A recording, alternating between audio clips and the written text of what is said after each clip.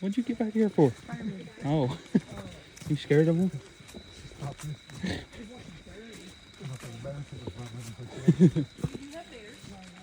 Not likely we're going to see any tonight.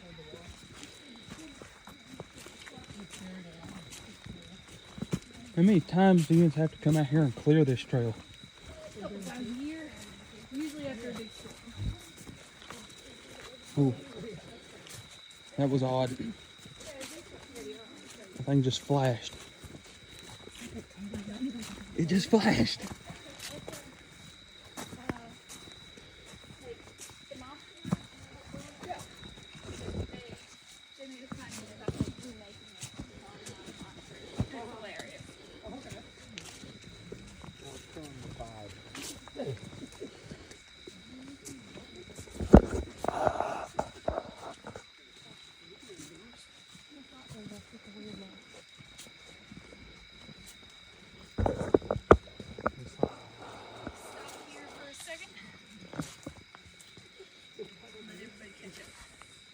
It does have a little blue ring around it. Yeah, this is the first time I've used I just noticed something Most likely a critter. walking up through there. The light on my camera flashed.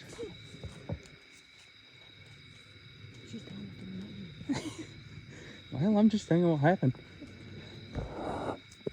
Alright, so I am going to stop here and tell y'all a little story. Now, this story has nothing to do with the Hutchison family, which is what most of the stories tonight are going to be, but it has to do with what is considered one of the first killings, is the best way to put that, in the area.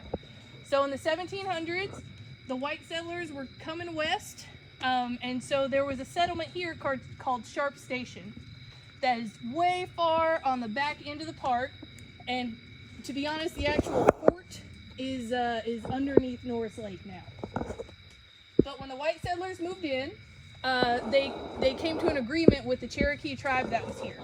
And they basically said, all right, here's the border. You're going to stay on your side, we're going to stay on our side, and we'll be okay. So there's a man from the fort named Peter Graves, and we don't know exactly what happened, but he crossed the border. We don't know if he crossed on purpose. We don't know if he crossed on accident. We don't know if he was lured across. Don't know what happened, but he crossed the border. So the Cherokee tribe actually killed him here on the property on what is now Big Ridge State Park. So if you look at one of our trail maps, we do have what is called the Indian Rock Loop Trail, and there is a plaque on the rock where that killing supposedly happened.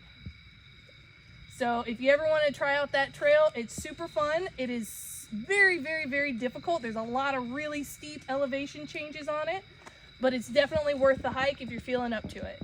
But that's one of the first recorded killings in the area, so all the way back to the 1700s. The Graves is part of my family. Yes, so the Graves is a very common last name around this area.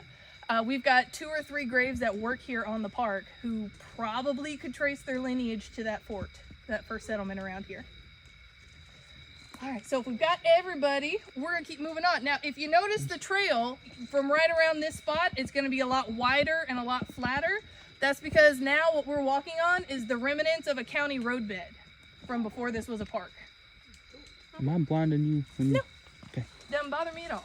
Alrighty. Just let me know if I'm blinding you. I will. Because you hit it twice.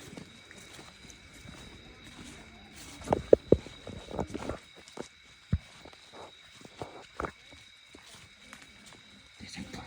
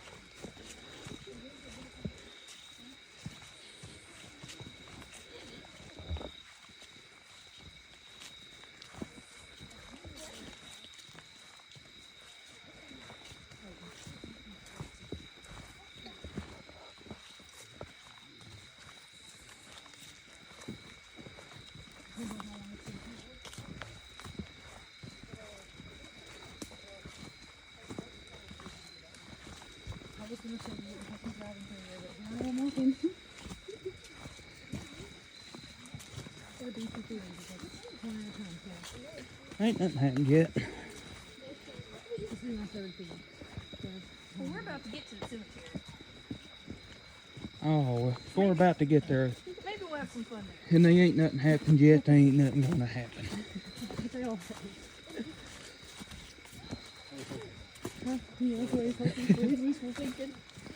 Hey, you gotta wish for something. Ain't nothing wrong with wishing.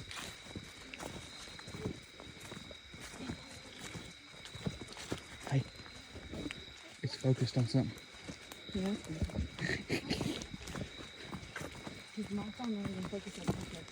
Mine's, mine's focusing on.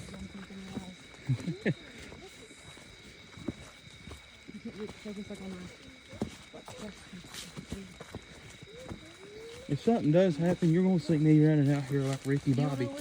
I'm on fire! I'm on fire! So just look to the trees and follow the yellow blazers. You'll make your way out. You'll catch up with me before Winans is done, because I can't run.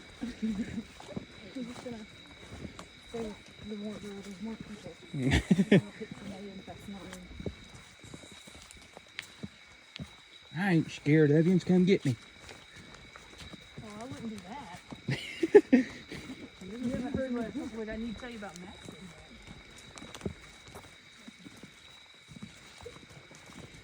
How many snakes do you find out here? Not as many as you think. And almost none of them are venomous. So if I find one and I take it home with me, you're gonna be mad at me? You are not allowed to take snakes home with you from the park. In fact, everything on the park is protected by state law. You are not supposed to remove anything. That includes all flora and fauna. What's the flora and the fauna? Flora is plants, fauna is animals. Oh.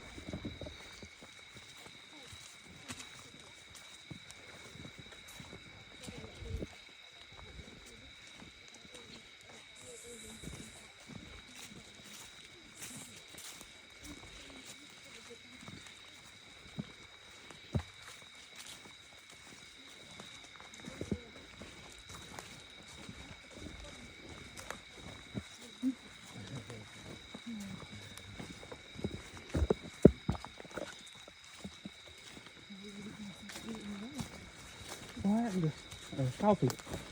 We didn't have time. I wanted to give you time. And we were almost there. Yeah. Coffee on the way back? I gotta work in the morning. Who needs sleep? Not me, apparently. So we can make it. You don't need sleep. At least I don't. I thought we were going the other way back.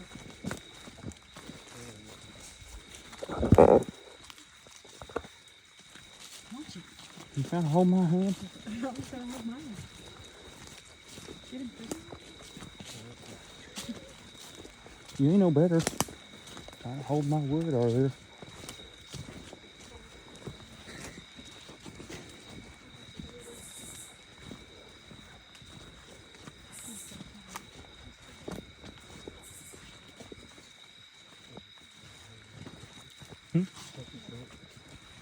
You go down with me, you're right behind me. Ow, bars.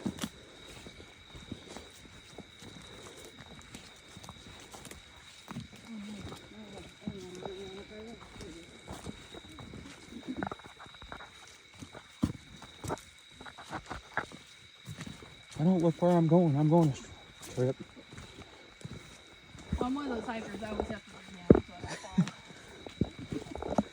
Yeah, I'm trying to look at my camera and make sure I ain't filming the ground. I'm usually one that looks down, but I'm perfect. You see all around me. Here, look at that. No way. Why not? That's really dizzy. Yeah, that's what it does with me. Look at it, make sure I ain't filming the ground. It's like trying to watch a video and doing that in my car.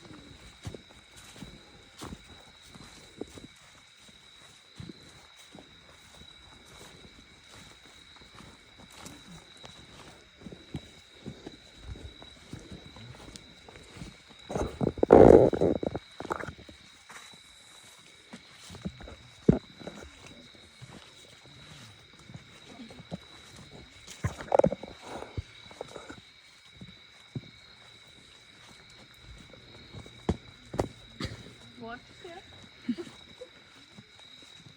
Aha. Alright, so we're gonna let everybody catch up before we go in. This is exactly where I wanted to be.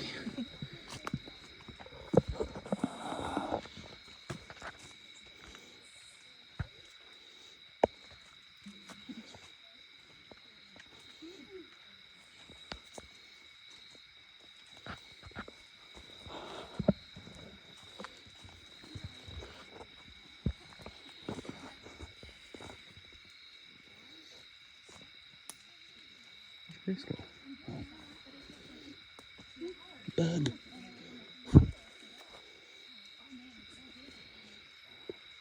Alright, so we are now at the Norton Cemetery. I wanted to stop everybody here before we actually came in the cemetery. I'm going to show you Maston's grave. Several of his family members are buried here. I'm going to tell you some stories. I just want you to be respectful when you're walking in. This is a cemetery. There are people buried here, so just watch your step when you come in, okay? But you can come on in, and I will show you first that this is the grave of Maston Hutchison. Here's his headstone, and that is where he was buried. As you can see, his grave is sunken in.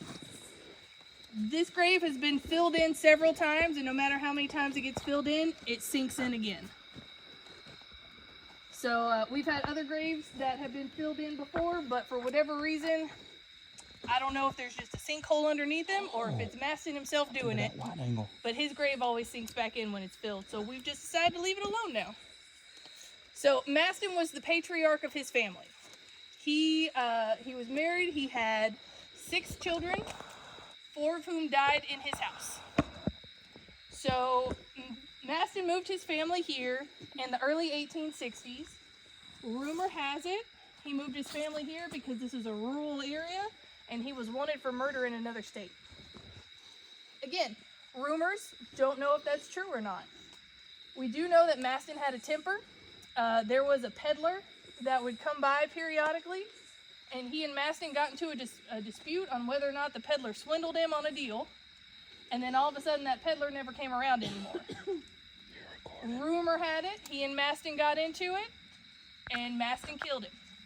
So there are stories of every now and then people who lived around here would hear the peddler's wagon come up the road and then go outside, nothing's there. So they could hear the bells jingling, they could hear the horses pulling the wagon. They go outside to meet him, no one's there. So, but the story I'm going to tell you now is about Maston's daughter, Nancy. So, Nancy had married a preacher. So she took her job as a preacher's wife very seriously. She went around to all the people in the area and she made sure that if they were hungry, they got fed. If they were sick, they were taken care of. So she looked after everyone. Everyone absolutely loved Nancy. She even befriended an old Cherokee woman who lived in this area named Fanny Elder. So Nancy's husband, Arthur, did not like that Nancy and Fanny were friends. Let's be honest, Arthur was a little racist. He didn't think it was right for a white Christian woman to be associating with an Indian. He didn't think it was okay. So, but Nancy said, I don't care what you think, she's my friend, and I'm gonna hang out with her. So Fanny, being a Cherokee, she knew all of the plants in the area that could be used for medicines. And living in this rural area, people didn't have a lot of money. There weren't a lot of medicines and doctors coming through the area. So Nancy took every opportunity she could get to learn more and more so she could take care of people. So we figure that's probably one of the reasons that Nancy took to Fanny so quickly. Now Nancy caught tuberculosis. She got it from her sister Mary. Her Mary got it in Knoxville, tending to wounded and sick Civil War soldiers. So when Nancy got sick and when it got really bad, Arthur moved her from their house up to Maston's house so she could be with her parents and her parents could help take care of her. And when it got to the end, Fanny came around and wanted to say her goodbyes. Arthur said, nope, not happening, go away. You're not gonna see my wife, it's not okay, I don't want you here, go on. So Fanny supposedly cursed Arthur and his whole family. Arthur, being a preacher, He didn't take any stock in it. He didn't think anything of it. He just said, go on, woman, we don't want you here. And then Nancy died. On the night of her death, Arthur was out in the garden walking around, and then he heard Nancy's mother scream inside the house. And he knew that's when Nancy had died. But he also said at that time he heard a groan come from within the house. And when he looked up, he saw a figure rise up from the mist and rush at him. And then he dropped to his knees and he prayed and he prayed and he prayed, and when he looked up, it was gone.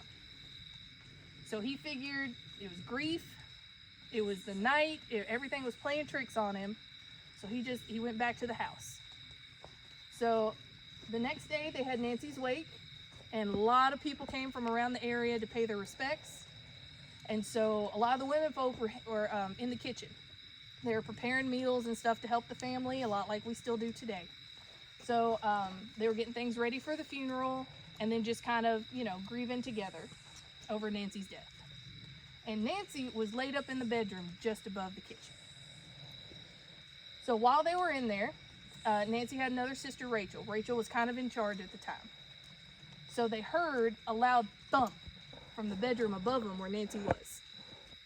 Rachel says, you know what? It's probably just Arthur. He's probably up there grieving.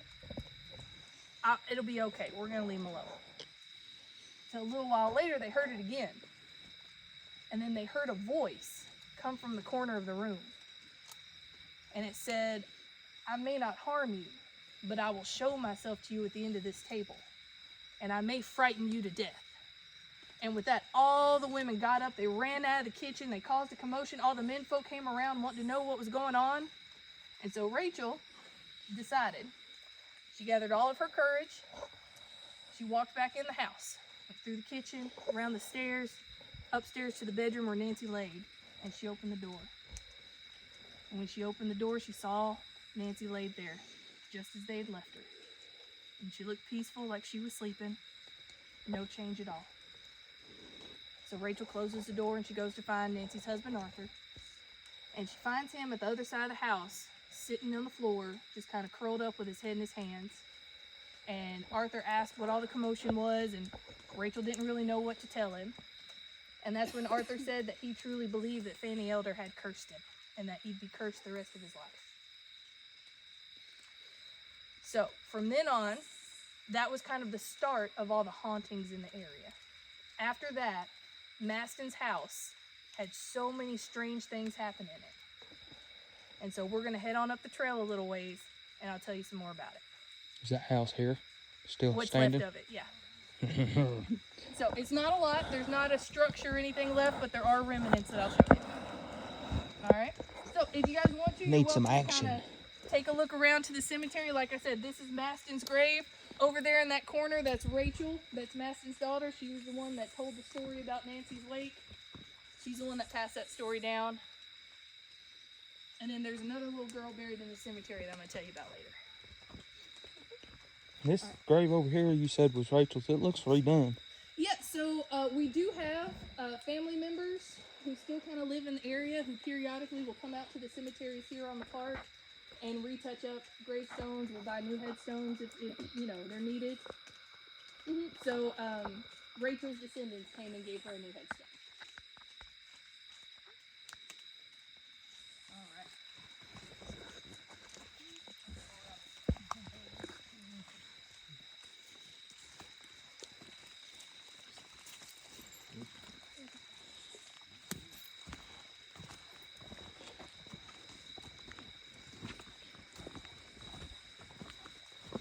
We need some action.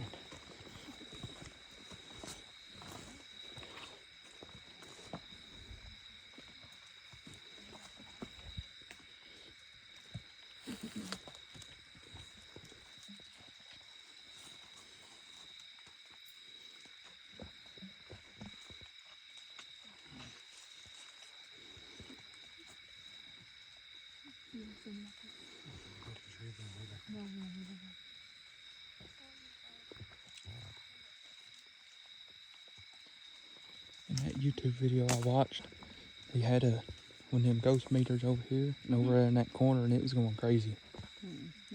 It wasn't dark like this, but it was almost.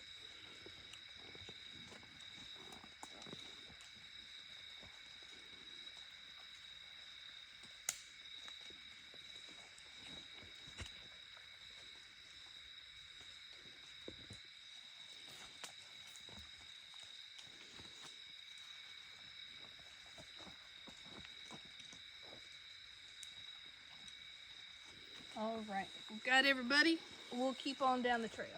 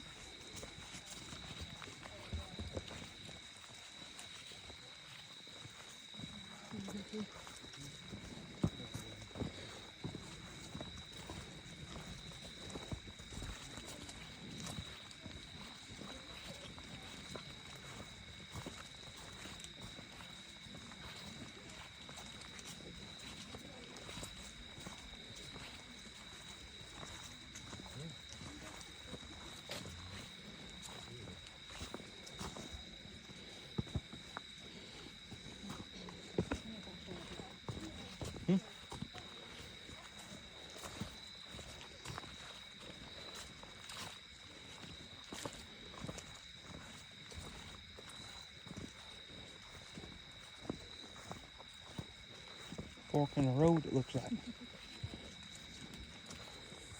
Oh, you're going right up on the hump. Yes, I am. Oh, we stay down here. Hey, is that a grave head? Nope, I'll tell you all about it. We'll get everybody up here.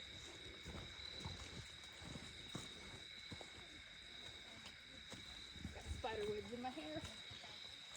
Thank you for that. I'm usually the one knocking them all down. It's the curse of being in front. I get all the spider webs. So where I am standing right now, if you see I'm a little bit raised up, this is what's left of the house. So this would have been the foundation. Right over there where you're standing, that's actually what's left of the outhouse. So that pipe coming up out of the ground, that's what's left of the latrine. So that county road that I was telling you guys about that we were walking on actually goes behind you, kind of down in that little valley over there. So the road would have gone right in front of the house. This would have been the front. Here in a little bit, I'll let you guys walk around some. But over here, this would have been the dig out underneath the front porch. And then around back here behind me is another dig out. This would have been the root cellar. And then this makes a circle around, and directly behind me, behind this big tree, is what's left of the well. So it's a natural spring well. The concrete is still there. And actually, it looks kind of full up right now, but if you dig down about a foot, that spring water is going to come bubbling right up. So this is, the next story I'm going to tell is about this house.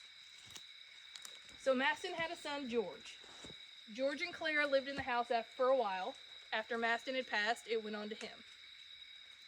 Clara was not okay with living in that house. Stuff happened all the time. The windows would rattle when there was no wind outside. You would hear screams and howls for no reason at all. Clara wanted out. So George decided that he and Clara were going to move to the town of Lewiston. The town of Lewiston is now underneath Norris Lake. The whole town was flooded when they built the lake. But that's where they moved. But didn't want the house to go to waste. So George had a son named Fletcher. And Fletcher had just gotten married to Rose. Now, Fletcher knew about this house. He kind of grew up in it as well. And so George said, look, Fletcher, times are tough. You're just married man. If you and Rose want it, you can have the house. Clara and I, we're moving. We're going to Lewiston. So if y'all want it, the house is yours. Fletcher wasn't big on that idea. He knew what happened around here. He didn't want anything to do with it. Rose, on the other hand, said, I'm sorry, free house? In this economy? No, we're taking the free house. So I don't care. I don't believe in that. I know your family says it's haunted. I don't believe in all that mess. We're moving into the house. Your daddy says we're getting a free house. We're taking the free house. We're not fighting over it. It's happening. Fletcher says, all right, we'll move in. So Fletcher says we're going to give it one night. If we get through one night, we'll give it another. We'll stay. Rose says, fine. It's not going to be a problem. We're going to live in this house for years. So they move all their stuff in, and it's their first night in the house. George and Clara had got them all settled in, and Clara kept a tidy, tidy house, and they had left it furnished for them. Dishes in the cabinets, no mice anywhere, a nice big bed, like all the fixings. And then George and Clara said, well, it's getting dark outside, so we're leaving. So Fletcher and Rose have dinner. They have a pot of beans. They finish up their dinner, and Fletcher's like, you know what, Rose, let's go to bed. I'm tired. We just moved in the house. We got all our stuff. Like, I'm tired. Let's just go to bed. Rose says, no, honey, it's the first night in our new house. Like, let's just sit up by the fire. It's so nice outside. Like, let's stay up for a little while longer. Fletcher says, okay, that's really what you want to do. We'll stay up a little longer. So they're sitting by the fire, just nice and quiet. And then all of a sudden, the windows rattle. Not just a little rattle, but just the windows are shaking. Sound like the glass is gonna come right out of the panes. And Rose says, ooh, there must be a storm coming. Must be a storm coming. Look out the window. Trees are still. No wind blowing, not a breeze anywhere. But the windows are still shaking. So they stop. Rose says, you know, it's fine. It's not a big deal. I promise you it's just the wind. It's just the wind. Nothing happened. Fletcher says, Rose, can we just go to bed? Like, I'm tired. I know you're tired. Like, let's just go to bed. Rose says, fine, we'll go to bed. So, we don't know exactly what happened after they went to bed.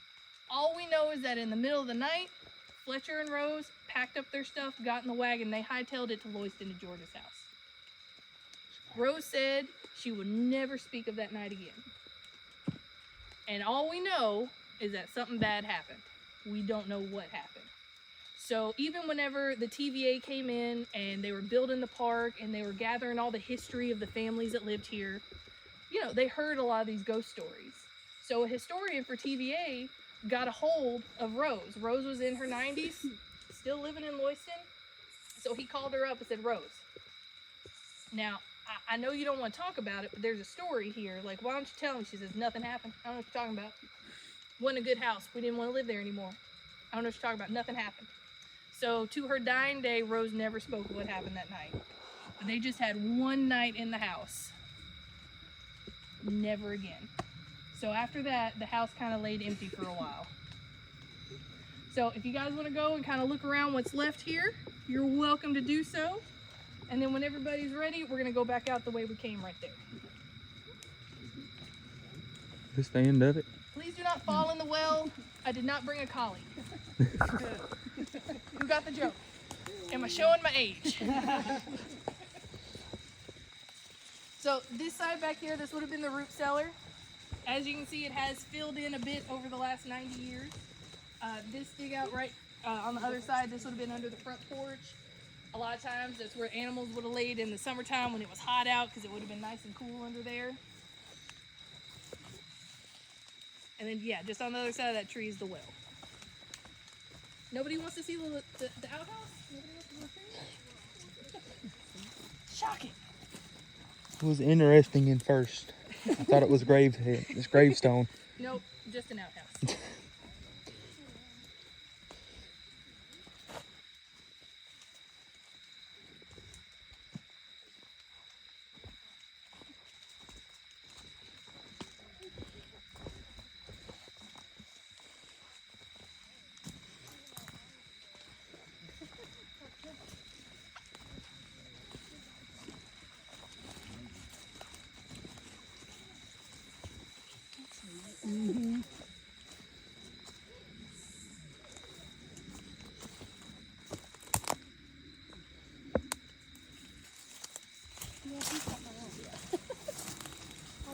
Go down there and see if you can dig in there. Get you a drink of water.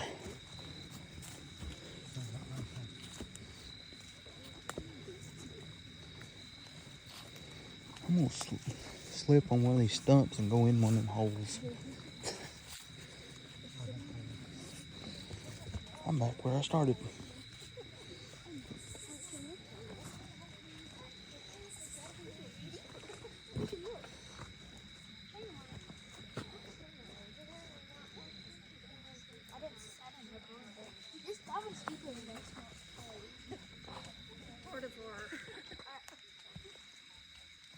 And shake your hands. So is this the end of it? Hope not. We didn't say nothing.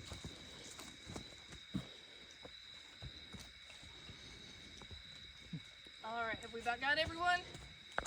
Nobody got lost yet? Nope. Nope. Okay. I didn't say nothing yet. Follow me. I mean, I can't. It's You like scared? going on a wildlife hike. I can't promise the wildlife's coming out. I can't promise you the ghosts are gonna come out either. I'd at least like to see something. Well, you are welcome to come out at another time when I am not here ranting and raving and telling all their stories.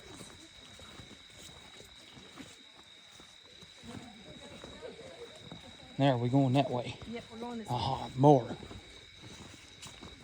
Oh, we're not done yet.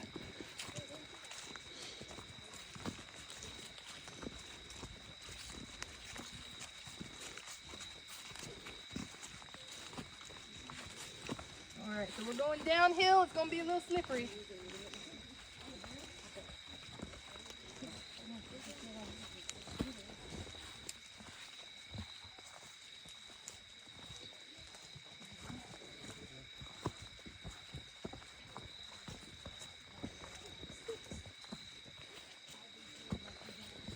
Have we done been through that place where you said it's completely quiet? Like the old road? Yeah. Yeah, so we are off the road now.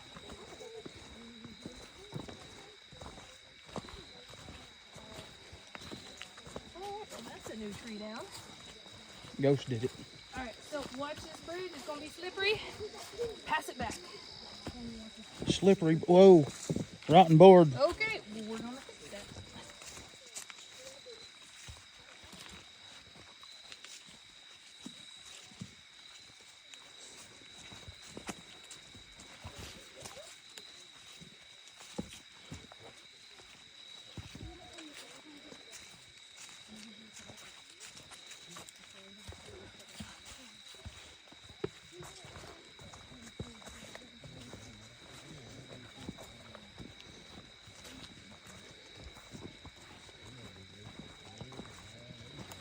There's a big spider web right there with a spider in it. Chris, watch out. Oh, Spider. No spider in it. Just a leaf. She knocked it down. Well, it's still hanging. I get it. There we go. I was out here one night leading a hike of teenagers, And I'd stop not a quarter inch from a spider the size of a quarter sitting in the middle of a web going right in my face. So, I wouldn't like that too much. It was not fun. I said a word that was not appropriate for children.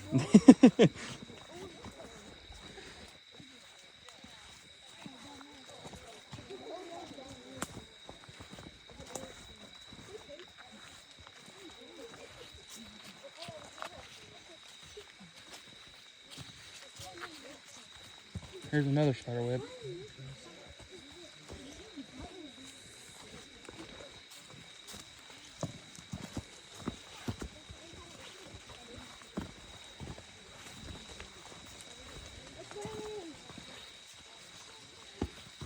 I'm pretty sure the wind is just blowing some rain out of the leaves. Ghosts are mad. Nah, they Made were them mad. mad. I've been out here when they were mad before. Trying to tell us to get. Don't come back.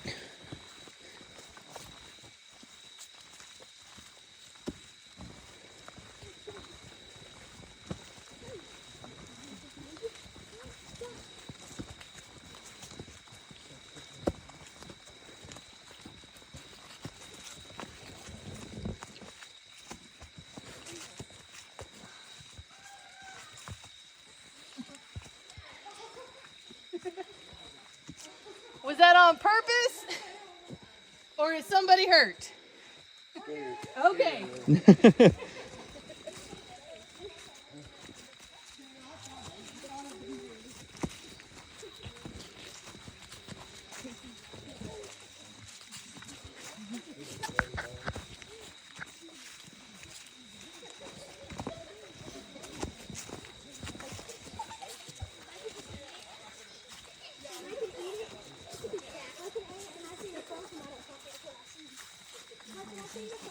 I don't move in this way with it, my body is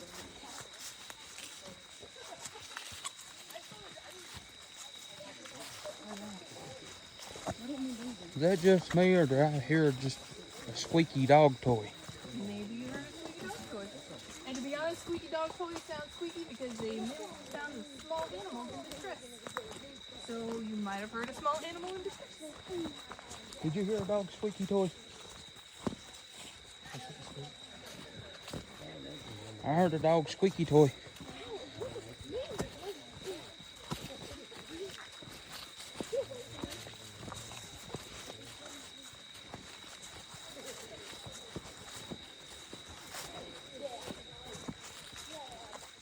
Watch your step here. Pothole. Watch your step. Pass it back to those that don't have flashlights.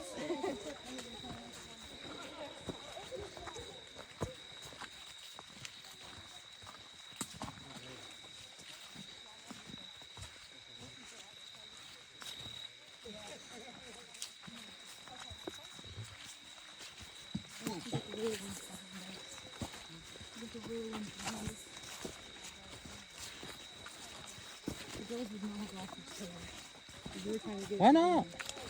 Ain't nothing happening.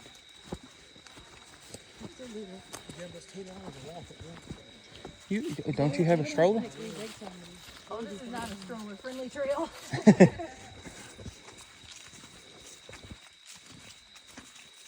Not the second half anyway. That first half you could probably make it work.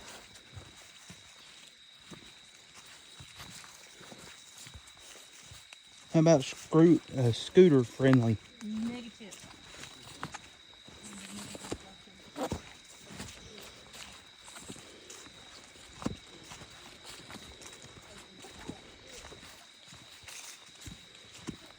Kind of looks like you led us into the kudzu patch. Better not be any kudzu out here. Virginia Creek are all over, but better not have kudzu.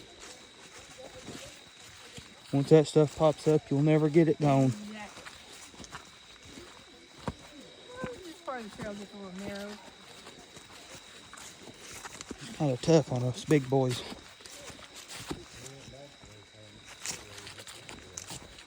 Alright, we got another bridge. It's going to be slippery. So watch your step.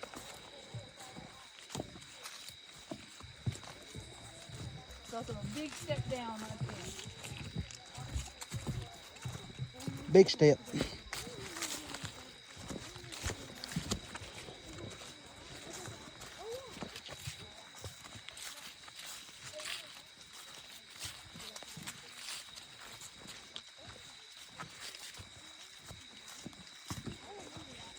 All right, we're gonna stop here at this tree. You old. I'm not. You are compared to me. I'm wearing like 30 pounds of clothes over here. I'm sweating. How are you not? I have extra clothes on today. Don't go to stripping. Watch your step on the bridge. It's gonna be a little slippery. What are you doing? You scared about that? It's dark.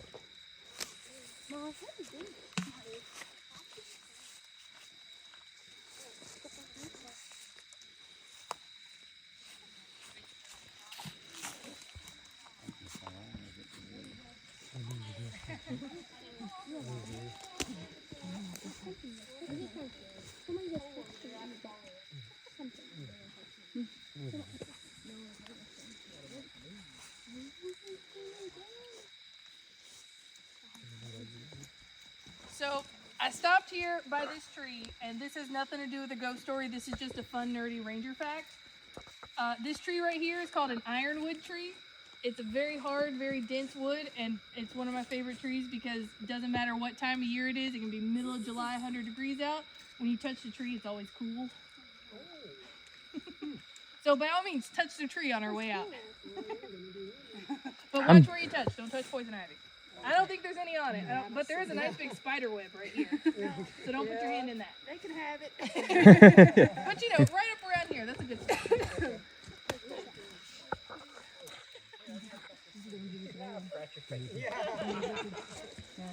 So How about hugging it?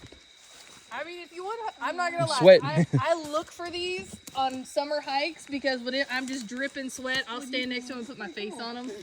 Oh yeah. But they're always kind of cool to the touch. That's a fun nerdy ranger fact. And what's the name of it again? Ironwood. Ironwood. It's a very dense, very hard wood. So this tree, while it's kind of slim, is probably 40 to 60 years old. Wow. Like it's a very, very dense wood. So you don't see them a whole lot? They're around. You do see them. You just kind of got to know what you're looking for. They This they looks kind of like a blend scene in out with of a a lot Call of of other Duty trees. movie. So if you don't know what you're looking This for, looks like a but part in the game of a Call of Duty game. yeah, the leaves look almost like a live oak Yeah. leaf. That is neat. But yeah, ironwood trees are one of my favorite trees. So I brought you here to this stop. This is what we call the fern grove. So if you shine your lights around, don't worry, you're not going to blind me. You'll see this is all just kind of flat land and ferns. So, and at the very back there, you can kind of see that's the edge of the ridge. Starts ain't going doing straight nothing. up. If you can see back into the woods, you can see where it Where'd you starts get that going thing? uphill. You don't want to know. So this was actually when this was part of the I Hutchison do want to know. I farm. want one. This was You planted- blinding the Oh, you got a YouTubes. critter? Critter.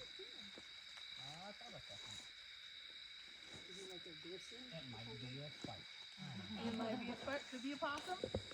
Possums are cool animals. We can talk about possums when we get back to the parking lot if you want to. I'll talk about possums all night. They're one of my favorites. I actually think they're cute. Up more. Right there. Down a little. Honestly, it could just be rain on a rock. We've had a lot of rain today. So back when this was all part of the Hutchison farm, the Hutchison family land, this area right here, because it is kind of nice and flat, there is a spring that runs right behind you guys. So whenever we walk out, be careful because it is a little eroded right there. We don't want anyone falling in. Which now, it's usually only wet whenever we get a big rain. So that's whenever that natural spring will bubble up and come out this direction. But this would have been part of their farmland. So after Fletcher and Rose vacated the house, it kind of was left abandoned for a little while. Nobody wanted to live in it. Nobody wanted anything to do with Mason's house. Everybody knew that house was haunted. And so nobody had the guts to stay there. So Maston's son George, like I said, he moved out over to Lewiston, but he would still come up here and farm the land. This was still, he owned it, it was passed on to him, it was his family land. So he still came out and farmed it. So one year, it had gotten to the point where he had kind of over-farmed his plot. So he decided that he was going to go till up one of Maston's old farm plots and plant there.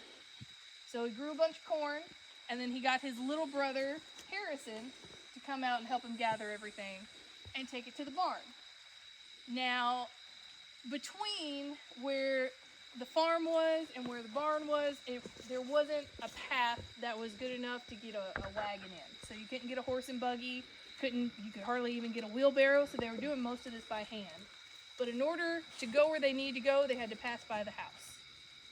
Now, I told you guys about Mary earlier. She was Maston's first daughter that died. She got tuberculosis tending to Civil War soldiers.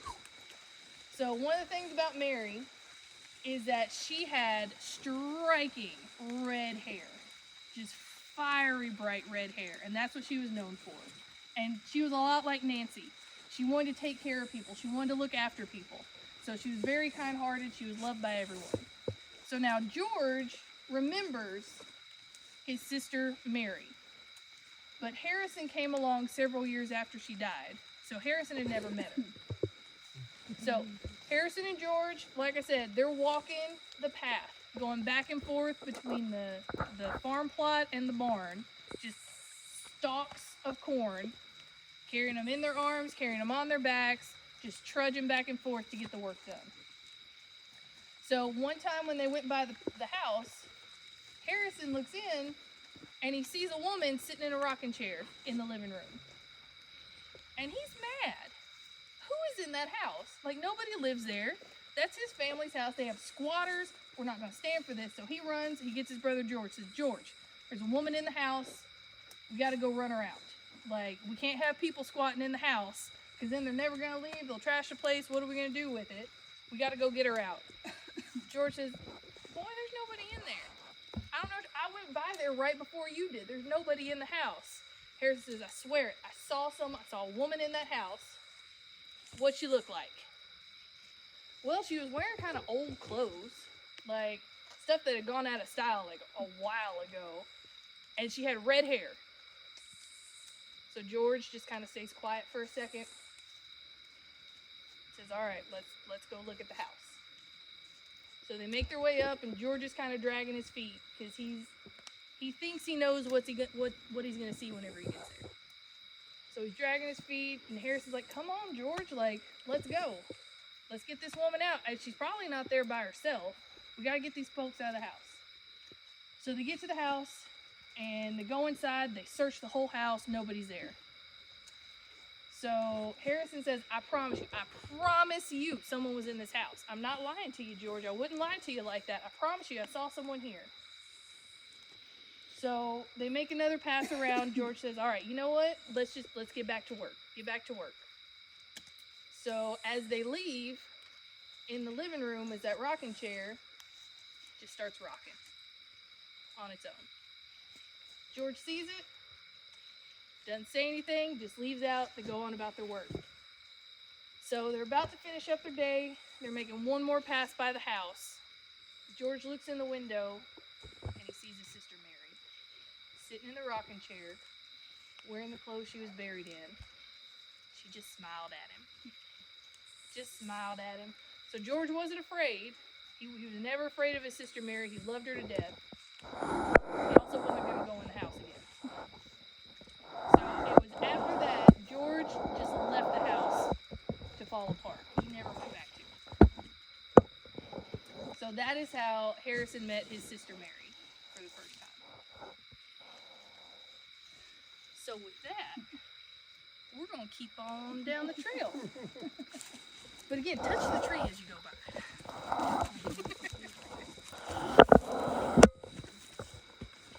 Alright, we got some critter holes in the trail.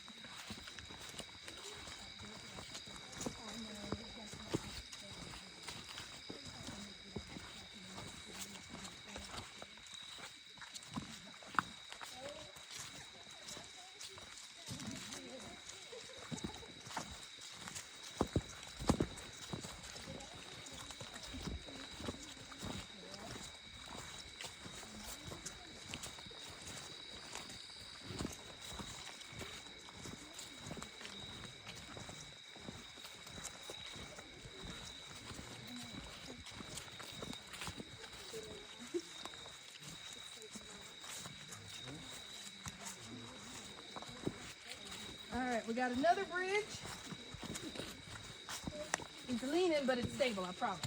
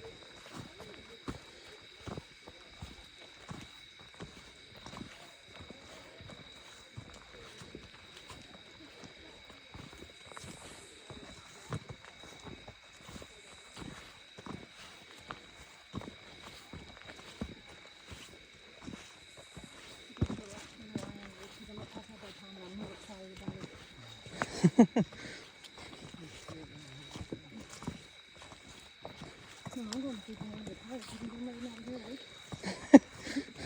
You're crazy. I have no You choice. take 1 hour to go to bed. And then you're tired. So I'm going to listen. I'm going to go to bed. I don't really have a choice. You guys don't listen. That's what gets you in trouble. What? I go through this every day, so that's how I'm thinking.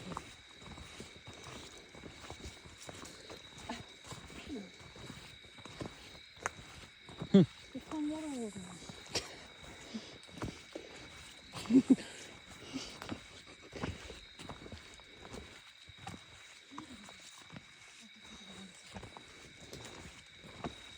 We lose them?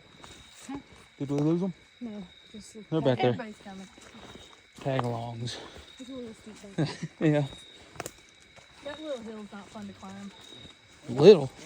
Oh no, that's the little one. We got a big one coming up. Oh gosh, you shouldn't have told me that. Well, if I told you before, you might not have come. I didn't want to come to start with. Well, that's on you then. I did not make you get on this trip. They bought them tickets and they didn't let me pay them back for them, so I had no choice. That'll do.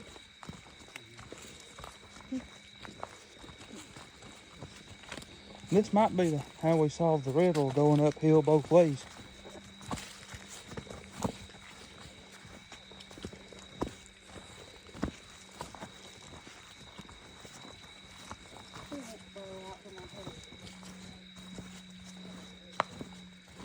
That big hill got an escalator on it.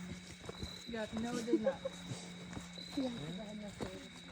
We have not yet put electricity in this part of the park. So unfortunately, you're in manual mode. I love your responses. He's got some questions. Oh, I'm full of questions. You'll be tired of me by the end of the night. Oh no, I do these hikes with like 6-year-olds. And 6-year-olds ask way more questions than you. Oh, I'm worse. He's 5.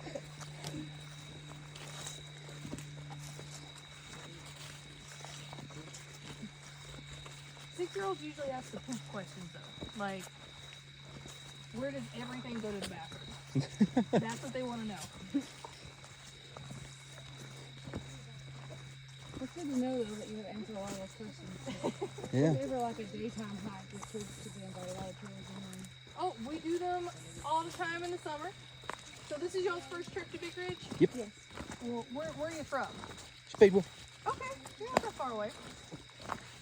So, About an hour drive. so in the summertime, so between Memorial Day and Labor Day, we have a seasonal worker whose entire job is to do fun stuff with people. So they take people on hikes, they do kayak floats, they do, you know, arts and crafts programs, they do nature programs. Some of it is geared towards kids, but adults are always welcome. Might have to come back out here. So come get you a campsite, get you a cabin, stay with us for a weekend. Come Might out and need a have night fun. to myself.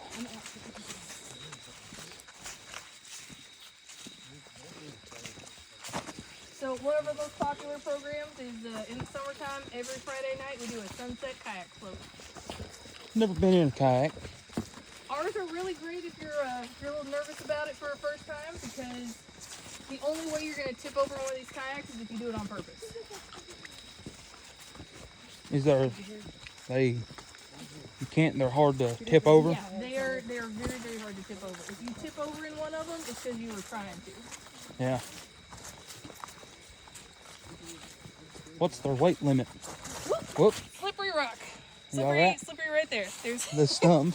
I stuck the landing though. You okay? Yes, I'm good. Thank you. The weight limit on our single kayaks is, I want to say 350 pounds, and on the tandem kayaks is 500 pounds. Might be coming back out here sometime.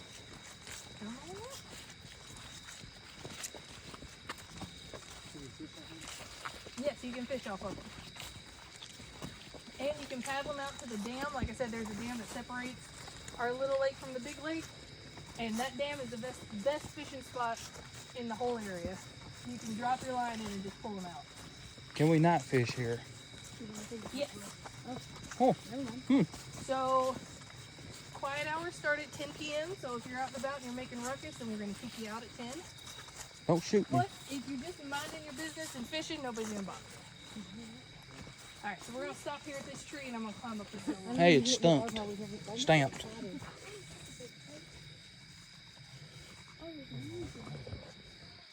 It hasn't been there a while. It's stamped. Yes, it has. So if you look down that way, you'll see its root ball Whoa. come up out of the ground. But the tree is not dead. You can see it's got new branches that have started growing out of it. He just Yeah. fell outside. He's lazy. And if you go up this way, Same. you can see the crown is still alive up there. Yeah.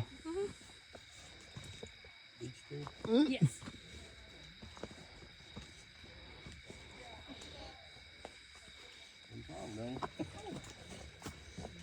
Yeah, we ask people not. Oh gosh, there's the big hill.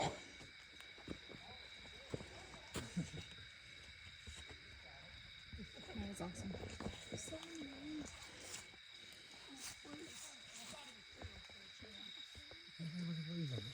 People carve all of them, right? Oh my god, what is that? It's just me. Am I the slug?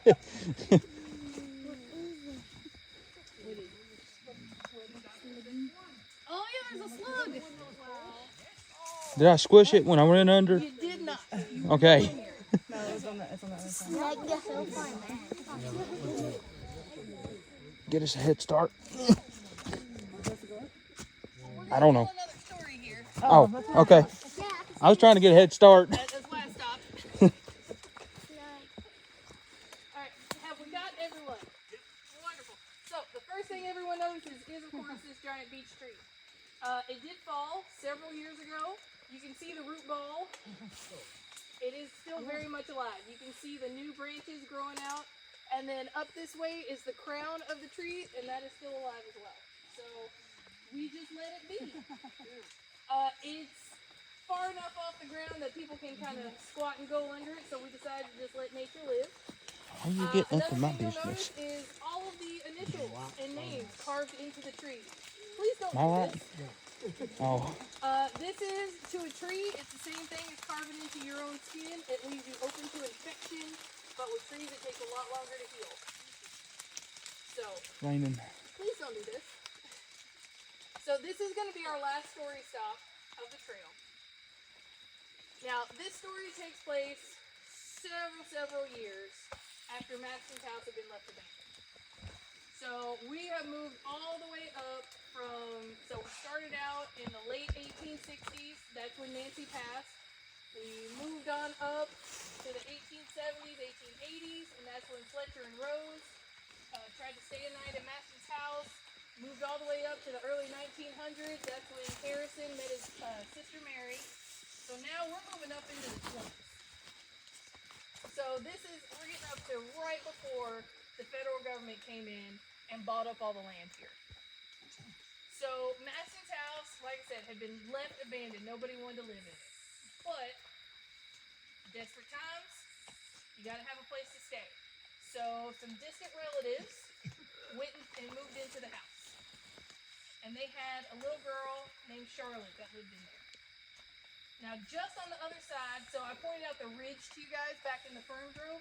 That ridge goes all the way back here. So behind this tree is where that ridge is. So that's what we now call Pinnacle Ridge. Just on the other side of that lived a little boy named Jimmy, and he lived with his older brother Dewey and Dewey's wife Elizabeth. So now Dewey and Charlotte, they were best friends. They were thick as thieves, and they loved to play pranks on their family. There's a story that one night they went and dumped a whole bunch of cayenne pepper in the bean pot for supper. So everybody sat down to supper and just started coughing and hacking because it was so spicy. So they like to play into the ghost stories of Maxon's house. Now it had been quiet for a while. So the family, Charlotte's family that moved in there, they didn't have any haunting stories. They didn't have any experiences happen to them. But Charlotte and Jimmy, they like to play around. And so at night when everybody was asleep, they'd go around and bang on the walls, rattle the windows. They'd go out, 20, 30 yards from the house and just howl. And they love messing with people. Well, Charlotte got sick. And she passed. She was about 12 years old at the time. She is buried in the cemetery where we started out. Now, when she died, Jimmy was devastated. That was his best friend. And he didn't know what to do. So now Jimmy was used to just coming out and wandering around in these woods. He knew every inch of this place. So when it was time to go to the house for the wake, Dewey and Elizabeth were looking for him, couldn't find him. So they said, you know what, let's just go on over, we'll pay our respects. Jimmy knows what he's doing, he'll come by when he's ready. So they get to the house and they start walking up the path. And in the bushes, close to them, something rustles. And they hear a growl. And then it looks like a large black dog just standing there staring at them in the bushes. They have their lantern, they're holding up the light, and they see what they think to be a large black dog. So Dewey tries to scare it off, but it doesn't scare it. It just stands there and stares at it until it lunges. But when it lunges, it disappears. They don't see it anymore. But Elizabeth said she could feel the dog running around her legs. So now they were scared, didn't know what to do, but they decided, you know what, we're not going to say anything. This family is dealing with enough right now. We're going to keep this to ourselves. We'll worry about this later. Let's go take care of it. So they get to the house. Dewey shows up, or not Dewey, Jimmy. Sorry. Jimmy shows up, and he joins everybody in the morning. So that next morning, they go out and they bury Charlotte in the cemetery. And afterwards, everybody goes back to the house. Dewey and Elizabeth decide to stick around and help out the family. There's a lot of kids there. Charlotte's parents are just torn up with grief. And so Charlotte says, look, sweetie, let's stay.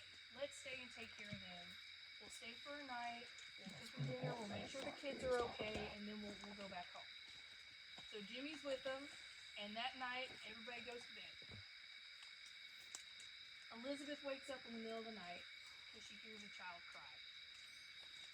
she just thinks, oh no, one of the kids is just upset. So she leaves the bedroom and she goes into all of the other rooms. She checks on all the kids. Everybody's asleep. Everybody has dry faces. Nobody's been crying. So she goes up into the attic because that's where they sent Jimmy to sleep.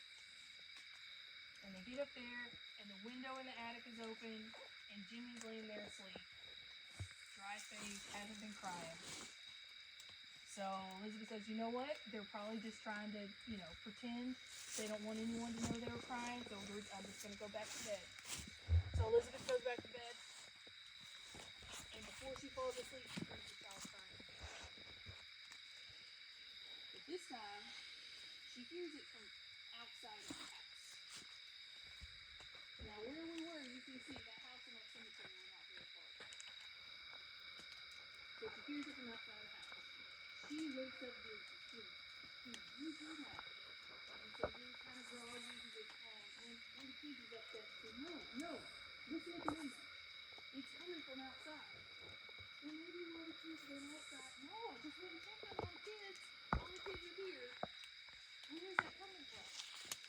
And so, Dewey and Elizabeth, they know the stories of that house. They know all of the foolishness that has happened in that house. So they decide they're going to board themselves up in their room. Now, I don't know what good it's going to do to move the hope chest in front of the door if a ghost is going to come through it. But that was the best they could do at the time, so that's what they did. They boarded up the door as best they could. So the next morning, they didn't sleep a wink for the rest of the night. So they come out and they're groggy and they're tired and they're starting to make breakfast for everyone. And all the kids are sitting around the table. And Charlotte's mother says, is everybody okay? I thought I heard a child crying last night. And all the kids said, no, we're fine, everything's fine. And then Jimmy had come down from the attic and said, I heard it too. And I had my window open, and I could hear Charlotte cry from the grave. And he was crying when he told him. And after that, about 5 or 6 years after that happened, the family moved out of the house, and that's when the government came and bought up all the property. And that's when this became a state park. Or it became a national park first. So ever since then, so that house was just kind of left. So this park was built in the early 30s, so it opened in 1939. So the house was left as it was, but just over time with no upkeep, it just kind of deteriorated inside. And so that's why that's all we have left is just kind of the foundations and the root cellar and the well and all that. But while I know the trail wasn't super spooky tonight, we do get people who come out here and will hike the trail at night and then come and tell us never again. So, I don't know if the ghosts just don't want to mess with us because we're all in a big group. They're outnumbered. They're out, maybe. But we do still get strange things happening. And like I told you guys before we started the hike, there's little hauntings that happen around the park pretty regularly. So I do welcome everyone to come and stay with us some night. And by all means, come out here on your own. And then let us know if you experience anything. So but this is our last story. So we're going to go ahead and head out. And we will be out of the trail soon. Now, going this way, everyone, of course, watch your head. Please do not knock yourself out on the giant beech tree. That does not look good for me. But also, we are about to head up a nice kind of steep hill. Don't worry, we're going to take a break at the top. We're going to take it nice and slow. I'm not going to leave anyone behind.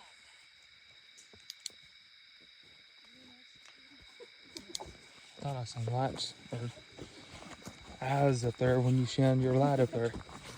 Maybe you did. A lot of owls. Possums like to live in trees. Raccoons like to hang out in trees. They wasn't no critter eyeballs, it looked like. Maybe it was Jimmy in a tree with a lantern. Where you at, Jimmy? You ain't scaring me this trip.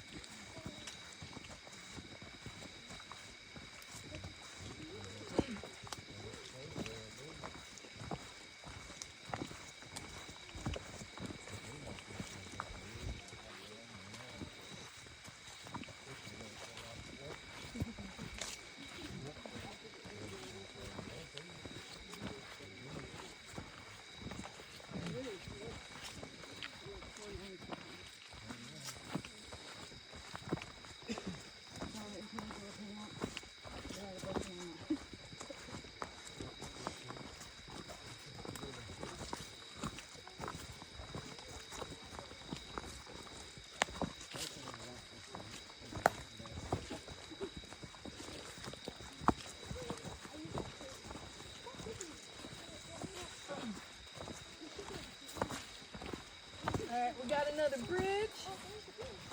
Watch your step.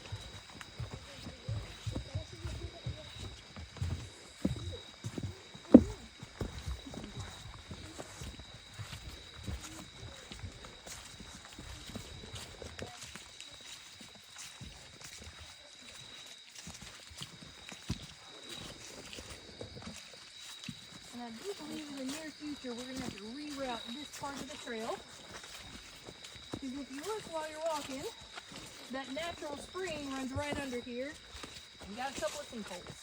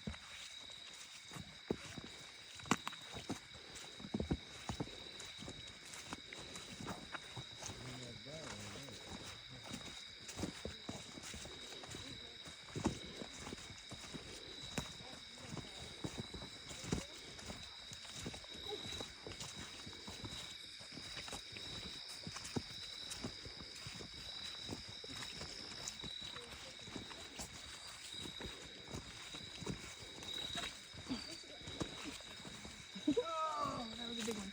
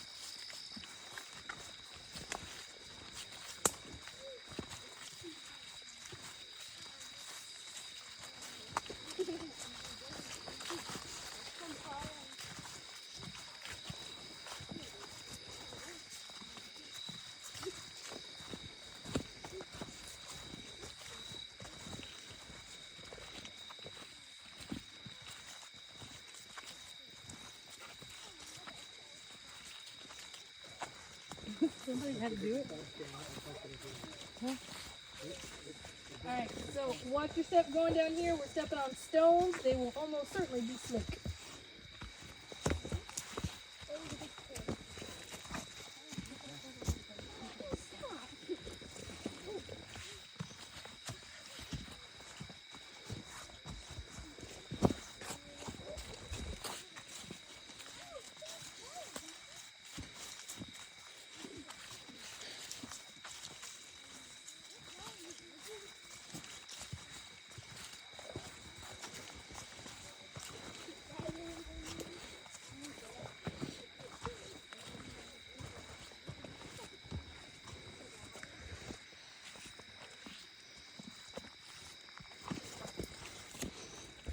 You get a stick in the leg right there.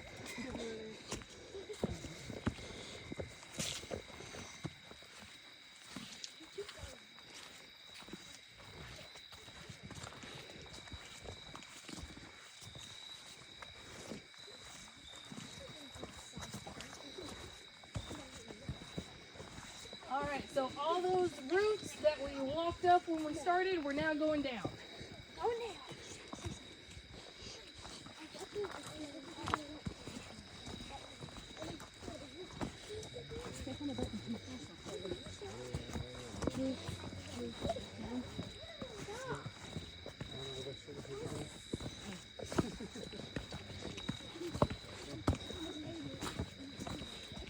Is there a trail that way too?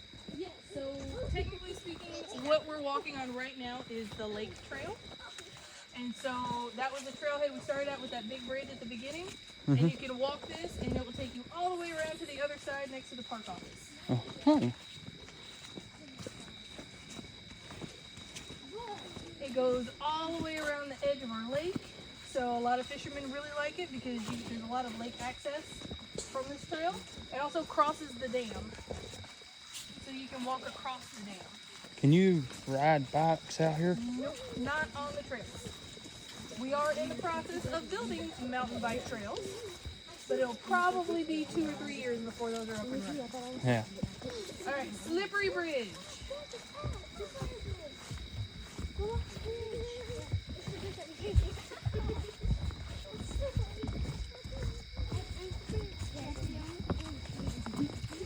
Back at the start. All right.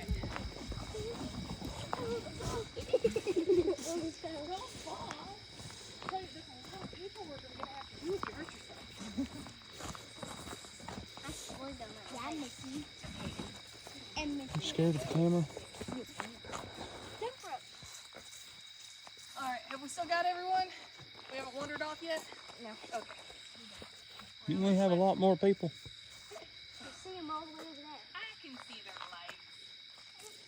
So I'm going to shine this way so they know where to go.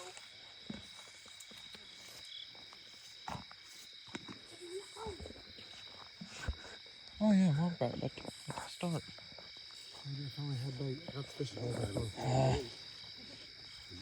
You know how you said you let me down with the Grim Reaper? You know how you said you let me down on the Grim Reaper? You let me down on this one too.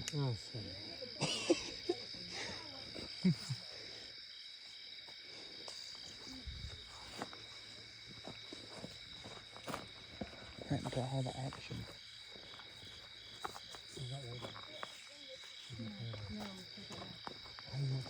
Are we going in? Since I used to work there, Huh? I can tell you the story. Red Ash. Yeah.